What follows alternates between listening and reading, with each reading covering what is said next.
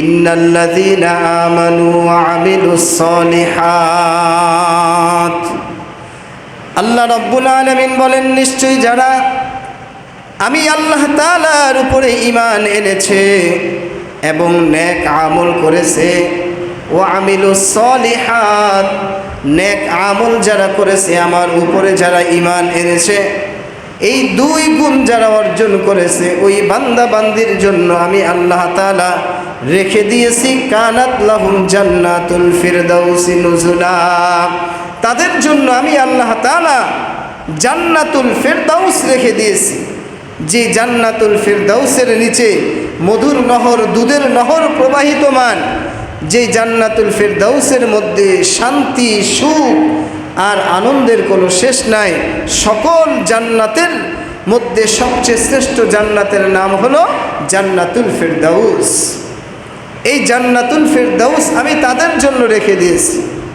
এজন্য নেক আমল অত্যন্ত দামি একটা নিয়ামত, সম্পদ। দুনিয়ার জমিনের মধ্যে আমরা দেখি যাদের সম্পদ যত বেশি, যার অর্থনৈতিক অবস্থা ভালো, সে সমাজের মধ্যে তত বেশি সম্মানিত, দামি ব্যক্তি, ঠিক না? আখেরাতের হিসাবটাও এরকম থাকবে যে বান্দা আখেরাতে সব থেকে বেশি নেক আমল নিয়ে উঠতে পারবে, যার আমলের মধ্যে নেকি বেশি থাকবে, ওই বান্দা আখেরাতের সবচেয়ে বড় বাদশা হয়ে যাবে। সুবহানাল্লাহ। হাসরের ময়দানে আল্লাহ রাব্বুল আলামিন এক ব্যক্তিকে ডাক দিয়ে বলবে, আমি আল্লাহ তাআলা তোমাকে জান্নাত দিতে চাই, কিন্তু তোমার আমল নামার মধ্যে একটা নেকি না থাকার কারণে আজকে জান্নাতের ফয়সালা হলো না। আল্লাহর বান্দা ডেকে বলবেন, আল্লাহ, দুনিয়াতে আমার অনেক বন্ধু বান্ধব ছিল, দুনিয়াতে আমার ভাই ব্রাদার ছিল, মা বাবা ছিল, আমার ছেলে সন্তান ছিল, আমার নিকটতম আত্মীয় ছিল। আয় আল্লাহ, তুমি আজকে আমাকে একটু সুযোগ করে দাও, এই হাসরের ময়দানে আমি যেন আমার ওই আত্মীয় স্বজনদের কাছ থেকে একটা নেকি অর্জন করতে পারি, একটা নেকি নিয়ে আমি জান্নাতে যেতে পারি। আল্লাহ তাআলা বলবেন, যাও, তোমাকে সুযোগ দেওয়া হলো। বান্দা দৌড়িয়ে সর্বপ্রথম তার মায়ের নিকট যাবে, কারণ পৃথিবীর জমিনের মধ্যে সন্তান যদি বিপদের সম্মুখীন হয়, পৃথিবীর মধ্যে সবার আগে মায়ের কাছে খবর হয়ে যায়। মা বুঝতে পারে, তার হৃদয়ের মধ্যে একটা কম্পন সৃষ্টি করে, তার কলিজার মধ্যে একটা আঘাত চলে আসে। সে বুঝতে পারে যে না জানি আমার সন্তানটা কোন বিপদের মধ্যে পড়ে গেছে, ঠিক কিনা? মা এটা সহজেই বুঝতে পারে। এজন্য পৃথিবীর মধ্যে সবচেয়ে বড় নেয়ামত আর সবচেয়ে বড় আপন ব্যক্তি হলো মা। ওই বান্দা মায়ের কাছে চলে যাবে, মা সেই দিন বলবে, তুমি কে? আমি তোমাকে চিনি না, দুনিয়াতে আমার বিয়ে হয় নাই, কোনো সন্তান নাই। কে তুমি? আমি তো তোমাকে চিনি না, তোমার সাথে আমার কোনো পরিচয় নাই, আমি তোমাকে চিনি না। সেই দিন ওই আল্লাহর বান্দা বলবে যে আমি তো তোমার সেই সন্তান, যাকে তুমি অনেক কষ্ট করে, না খেয়ে, অনেক পরিশ্রম করে, অনেক দুঃখ কষ্ট ত্যাগ স্বীকার করে আমাকে তিল তিল করে মানুষ করেছিলে। মাগো, আমি তো তোমার ওই সন্তান, যাকে তুমি 10 মাস 10 দিন গর্ভে ধারণ করেছিলে। আজকে আমাকে তুমি কিভাবে ভুলে গেলে?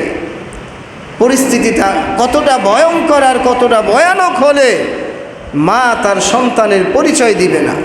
একটু বিবেককে প্রশ্ন করুন যে কি অবস্থা হলে, কতটুকু অবস্থার ভয়াবহতা হলে মা তার সন্তানের পরিচয় দিতে চাইবে না। মা বলবে যে না, দুনিয়াতে আমার বিয়ে হয় নাই, সন্তান আসবে কোত্থেকে? তখন আল্লাহর বান্দা মায়ের কাছ থেকে যখন নিরাশ হয়ে যাবে, দৌড়াইয়া চলে যাবে বাবার কাছে, গিয়ে বলবে, আমার জনম দুঃখী বাবা, ও বাবা, তুমি তো আমার সবচেয়ে বড় আপন ছিলা। দুনিয়াতে আমার যত দুঃখ কষ্ট হোক, আমি সব কিছু বাবা তোমার মাধ্যমে সমাধান করতে পেরেছি। তুমি আমাকে অনেক কষ্ট করে মানুষ করেছ, তিল তিল করে মানুষ করেছ রে বাবা। তুমি কোনো দিন আমাকে দুঃখ বুঝতে দাও নাই, কোনো দিন আমার দুঃখ যন্ত্রণা আমাকে বুঝতে দাও নাই। তুমি দিনের বেলাও কষ্ট করেছো, রাতের বেলাও কষ্ট করে তোমার শরীর থেকে ঘাম ঝরিয়ে ঝরিয়ে বাবা তুমি আমাকে মানুষ করেছো। ও বাবা, আজকে আমি তোমার সেই কষ্টের সন্তান, একটা নেকির জন্য আমি আজকে জাহান্নামে হয়ে যাইতেছি। বাবা, একটা মাত্র নেকি যদি তুমি আমাকে দিয়ে দাও, ওই একটা নেকির জন্য আমি আজকে আল্লাহ তাআলার কাঠগড়ায় ধরা খেয়ে গেছি। একটা নেকি যদি তুমি আমাকে আজকে দাও, ওই একটা আমল, একটা নেকির বিনিময় আমি আজকে আল্লাহর ওই জান্নাতে যেতে পারি। আপনাদের কি ধারণা সেই দিন বাবা তাকে অটোমেটিক তার আমল নামা থেকে একটা নেকি দিয়ে দিবে? কি বলেন, দিয়ে দিবে? সেদিন সন্তানের দিকে তাকায় বলবে, কে তুমি? আমি তো তোমাকে চিনি না, দুনিয়াতে আমার কোনো সন্তান ছিল না, আজ আমি আমার নিজেকে নিয়েই বড় পেরেশান। সেই দিন বাবা বলবে ইয়া নফসি ইয়া নফসি ইয়া নফসি। সেই দিন মাও বলবে ইয়া নফসি। মা ডেকে বলবে আমি তো তোমাকে চিনি না, বাবাও বলবে আমি তোমাকে চিনি না। আল্লাহ পাক রব্বুল আলামিন সেই দিন ওই বান্দাকে বলবে, ও আমার বান্দা, তোমার যত আত্মীয় স্বজন আছে সবার কাছে তুমি যাও। সেই দিন ওই সন্তান, ওই আল্লাহর বান্দা একটা মাত্র নেকির জন্য বাবার থেকে বিমুখ হয়ে যাবে, মায়ের কাছ থেকে বিমুখ হয়ে যাবে। এবার ছুটে যাবে কলিজার টুকরা সন্তানের কাছে, গিয়ে বলবে, ও সন্তান, দুনিয়াতে আমি তোমার জন্য বড় কষ্ট করেছিলাম রে বাবা। আমি আমার যৌবন জীবন সব শেষ করে দিয়েছি। আমি রৌদ্রের মধ্যে পুড়ে পুড়ে আমার দেহটাকে কালা করেছি, বৃষ্টিতে ভিজে আমি আমার শরীরটাকে নষ্ট করে দিয়েছি।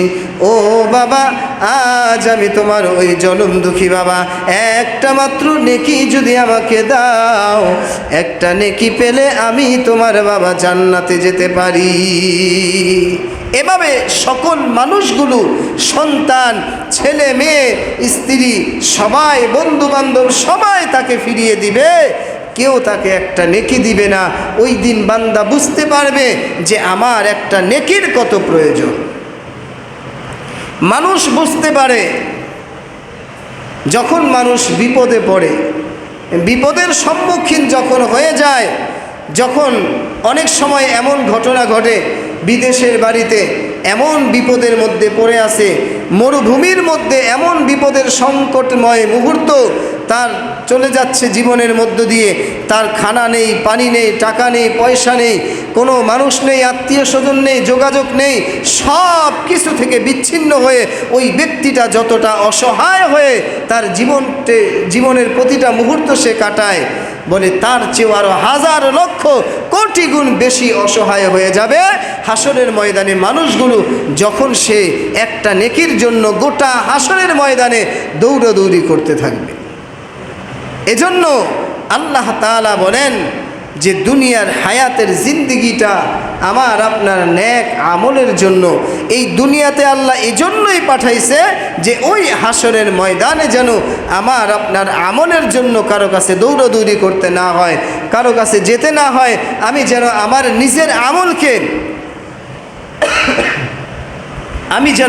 নিজের আমলকে নিজে সুন্দর করে সাজিয়ে গুছিয়ে তারপরে নেক আমল নিয়ে যেন আমি কবরের মধ্যে যেতে পারি। কারণ আমার কবরের মধ্যে এমন একটা পরিস্থিতি হবে, সেই দিন হাসরের ময়দানে আল্লাহ তাআলা বলবেন, আজ আমি আল্লাহ তাআলা তোমার আমল নামার জাররা থেকে জাররা, অর্থাৎ ফামাইয়া আমাল মিসকালা জাররাতিন খায়রান ইয়ারা ওয়া মাইয়া আমাল মিসকালা জাররাতিন শাররান ইয়ারা, বলে জাররা থেকে জাররা একটা ভালো আমলও আমি আজকে তোমাকে দিয়ে দিব। এই হিসাবের কাঠগড়ায় যখন দাঁড়িয়ে যাবে, তোমার মিজানের পাল্লার মধ্যে আল্লাহ তাআলা উঠিয়ে দিবে জাররা থেকে জাররা পরিমাণ একটা গুনাহও সেই দিন আমল নামার মধ্যে উঠে যাবে। এজন্য আমার আপনার এই হায়াতের জিন্দেগির সময়টা হলো আমল করার সময়। মনে মনে ভাবতেছি যে পুরা এক মাস রমজানের রোজা রেখে আমল করে তাহাজ্জুদ পড়ে আমি তো অনেক বড় একজন আল্লাহওয়ালা হয়ে গেছি, আমি তো অনেক বড় একজন পিসাব বুজুর্গ হয়ে গেছি, কিন্তু আমি এই রমজানের রোজাগুলো রাখলাম, ইবাদত করলাম, দান সদকা করলাম, যত নেক আমল করলাম, বুকে হাত দিয়ে আমরা কেউ বলতে পারবো না যে আমার জীবনের প্রত্যেকটা আমল আল্লাহর দরবারে কবুল হয়ে গেছে। বলতে পারবো কেউ? কি বলেন? বলার মতো শক্তি আছে? কারো ক্ষমতা নাই। কেউ বলতে পারবে না যে আমার জীবনের প্রত্যেকটা আমল আল্লাহ তাআলার দরবারে কবুল হয়েছে।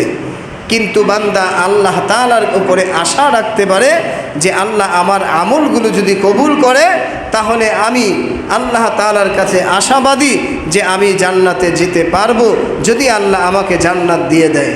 তো এজন্য কোনো মানুষ কি আশা ভরসা করে তার ভবিষ্যৎ জীবনকে নষ্ট করে দেয়? কি বলেন? কেউ আশা ভরসা করে নিজের ভবিষ্যৎ জীবনকে নষ্ট করে না।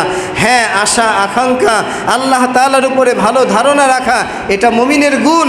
কিন্তু আমার আপনার জীবনের প্রতিটা মুহূর্ত, প্রতিটা সময়কে আল্লাহ তাআলা এজন্য দিয়েছে যেন আমি আপনি বেশি বেশি করে নেক আমল করতে পারি। রাসূল সাল্লাল্লাহু আলাইহি ওয়াসাল্লাম বলেন যে দুনিয়ার হায়াতের জিন্দেগিটা হলো একেবারেই অল্প সময়। দুনিয়ার হায়াত কেমন? বলে দুনিয়ার হায়াতের এক দিন, এক মুহূর্ত আর হাসরের ময়দানের 1000 বছর।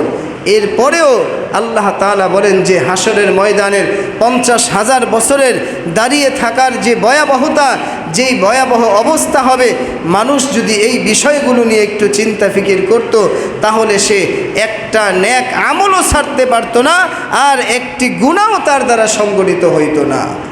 আজকে আমরা গুনাহও দেখতে পারি না, নেক আমলও দেখতে পারি না, যার কারণে আমাদের মধ্যে আমল করারও কোনো স্বাদ নাই, গুনাহ করার আগ্রহটাই বেশি। যদিও না দেখি কিন্তু গুনার মাধ্যমে আমাদের মজা লাগে কি লাগে না? কি বলেন? স্বাদ হয় না? গুনাহ করলে স্বাদ, অন্তরে তৃপ্তি হয় না? কথা বলে না। গুনাহ করতে দিল চায়, মন চায়, কেন? বলে স্বাদ লাগে। নফস এটার মধ্যে তৃপ্তি পায়, স্বাদ পায়। এজন্য বলে যে নেক আমলের স্বাদ কারা পায়? যারা নেক আমল করলে স্বাদ পায় তারা হলো আল্লাহওয়ালা। তারা আমলের স্বাদ বুঝতে পারে। 2 রাকাত নামাজ পড়ার পরে তার দিলের মধ্যে তৃপ্তি আসে, আল্লাহর কুদরতি পায়ে সেজদা দেওয়ার পরে তার দিলের মধ্যে তৃপ্তি আসে। তো ওই বান্দা বুঝতে পারে যে আল্লাহ তাআলার ইবাদতের মধ্যে কত স্বাদ আর কত মজা। একজন মুমিন বান্দার মধ্যে আল্লাহ তাআলার এই সম্পর্কটাই সবচেয়ে বড় সম্পর্ক, যে সে বুঝতে পারে যে আমার জিকিরের মধ্যে আল্লাহ তাআলাকে ডাকলে অনেক স্বাদ পাওয়া যায়, ইবাদতের মধ্যে আল্লাহ তাআলাকে ডাকলে আমার কলিজা শীতল হয়ে যায়, আমার চক্ষু শীতল হয়ে যায়। এজন্য তো রাসূল সাল্লাল্লাহু আলাইহি ওয়াসাল্লাম বলেন যে আমার কাছে আল্লাহ তাআলার সবচেয়ে বড় পছন্দনীয় ইবাদত যেই নামাজ, এই নামাজটা হলো আমার চোখের শীতলতা। আমার চোখ শীতলতা অর্জন করে এই নামাজের মাধ্যমে।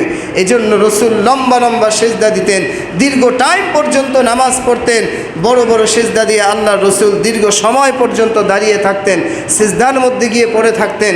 একমাত্র আল্লাহ তাআলার এই ইবাদতের মধ্যে আল্লাহর রাসূলের কাছে মজা লাগতো, সাহাবায়ে কেরামের কাছে স্বাদ পাইতো তারা। এজন্য তারা নামাজের মধ্যে অনেক মজা পাইত। এজন্য আমাদেরও ইবাদত বন্দিগির মাধ্যমে আল্লাহ তাআলার হুকুম 5 ওয়াক্ত নামাজের মাধ্যমে আমাদের এই ছোট্ট হায়াতের জিন্দেগিটাকে সুন্দর করতে হবে। কারণ দুনিয়া হলো একজন মুমিনের জন্য, দুনিয়া হলো আখিরাত কামাইয়ের জায়গা, দুনিয়া হলো আখিরাত কামাইয়ের জানা। আর দুনিয়া মাজরাতুল আখিরা, দুনিয়া হলো মুমিনের জন্য একটা আখিরাত কামাইয়ের ফসল। যেমন দুনিয়াতে মানুষ ফসল ফলায়, একজন মুমিনও আখিরাতে ফসল ফলাইবে, আখিরাতে ফসল ফলাইবে, এবং কি তার জন্য তার আখিরাতের ফসল কামাইয়ের জায়গা হলো এই দুনিয়া। দুনিয়ার হায়াত যতদিন থাকবে অতদিন পর্যন্ত আমার আপনার আমল নামার দরওয়াজা খোলা থাকবে। কথা বলেন ঠিক কিনা? এটা যদি গুনাহ করি সেটাও খোলা, যদি আমি নেক আমল করি সেটাও আমার খোলা থাকবে। 2 চক্ষু বন্ধ হওয়ার সাথে সাথে আমার আপনার সব আমল বন্ধ। কোনো মানুষ মৃত্যুবরণ করে জেনা করতে পারছে এমন ইতিহাস আছে? মদ খাইছে, গাঁজা খাইছে, মৃত্যুর পরে আছে ইতিহাস? কি বলেন? নেই। তাহলে তার গুনার দরওয়াজাটাও বন্ধ আর নেকের দরওয়াজাটাও খোলা। তবে একজন মুমিনের জন্য আল্লাহ তাআলা তওবার দরওয়াজা খোলা রেখেছে এবং মৃত্যুর পরে তার সদগায়ে জারিয়ার আমল নামার এই দরওয়াজাটা খোলা রাখছে।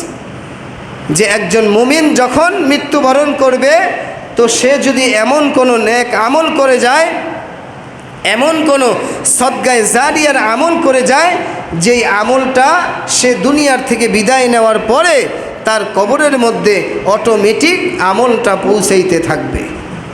যেমন আপনি একজন মানুষকে নামাজের জন্য দাওয়াত দিলেন, একজন মানুষ নামাজ পড়ে না, আপনি তাকে গিয়ে নামাজের জন্য দাওয়াত দিলেন, তাকে তাবলীগ করলেন, তার কাছে গেলেন, একদিন গেলেন সে আপনার কথা শুনল না, দ্বিতীয় দিন গেলেন সে আপনার কথা শুনল না, তৃতীয় দিন গিয়ে তার পিঠের উপরে হাত বুলিয়ে দিয়ে তাকে এক কাপ চা খাওয়ায়া তার সাথে সুন্দর কথা বলে আপনি তাকে কোনো মতে আসরের নামাজটা মসজিদে এনে পড়াইয়া দিলেন।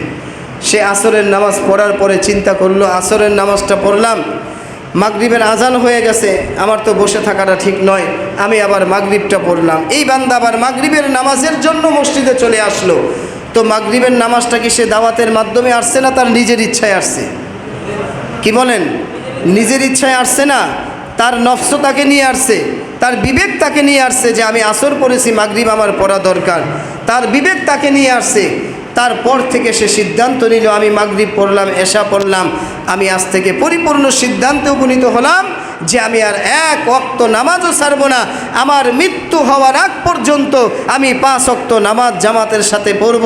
আপনাদের জানা থাকলে বিবেকের কাছে প্রশ্ন করুন, এই বান্দা যতদিন বেঁচে থাকবে আর নামাজ পড়বে, তার এই নামাজের একটা আমল ওই দাওয়াতি বান্দার কবরের মধ্যে বা তার আমল নামার মধ্যে পৌঁছাইবে কি পৌঁছাইবে না? কি পৌঁছাইবে না? এটা হলো সদগায়ে জারিয়া। সে দুনিয়ার থেকে বিদায় নেওয়ার পরেও তার আমল নামার মধ্যে এই ইবাদতের সওয়াবগুলো পৌঁছাইতে থাকবে। আপনি মসজিদের মধ্যে একটা নির্মাণ কাজ করে দিলেন, একটা ফ্যান দিলেন, আপনি মসজিদের দোতলায় 10 বস্তা সিমেন্ট দিলেন, বা আপনি মসজিদের মাদ্রাসার রাস্তাঘাটের জনসেবামূলক এমন কিছু কাজ করে দিলেন যেই কাজটা কিয়ামত পর্যন্ত জারি থাকলো। আপনি দুনিয়ার থেকে বিদায় নেওয়ার পরে আপনার আমল নামার মধ্যে এই একটি ভাগ নেকি আল্লাহ তাআলার ফেরেশতারা অটোমেটিক আপনার কবরে পৌঁছে দিবে। তাহলে এই কাজটা, এই আমলটা আপনার জন্মদাতা সন্তানের চেয়ে, আপনার সম্পদের চেয়েও তো সবচেয়ে বেশি আপন। কি বলেন, ঠিক না? মা বাবার চেয়েও আপন। কারণ আপনি দুনিয়ার থেকে বিদায় নেওয়ার পরে আপনার সন্তান আপনার কথা স্মরণ রাখবে, আপনার কবরের পাশে দাঁড়াবে, আপনার জন্য নামাজ পড়ে দোয়া করবে। এটা হতেও পারে, নাও কি হতেও পারে, নাও হতে পারে। কিন্তু সদগায়ে জারিয়ার এই আমল আপনি দুনিয়ার থেকে বিদায় নেওয়ার পরেও ইনশাআল্লাহ চলতে থাকবে। আল্লাহ পাক আমাদের সকলকে নেক আমল করে করে জান্নাতুল ফেরদাউসের সাথী হওয়ার, বাতি হওয়ার, জান্নাতে যাওয়ার আল্লাহ পাক আমাদের সকলকে তৌফিক দান করুক। সকলে বলে আমিন।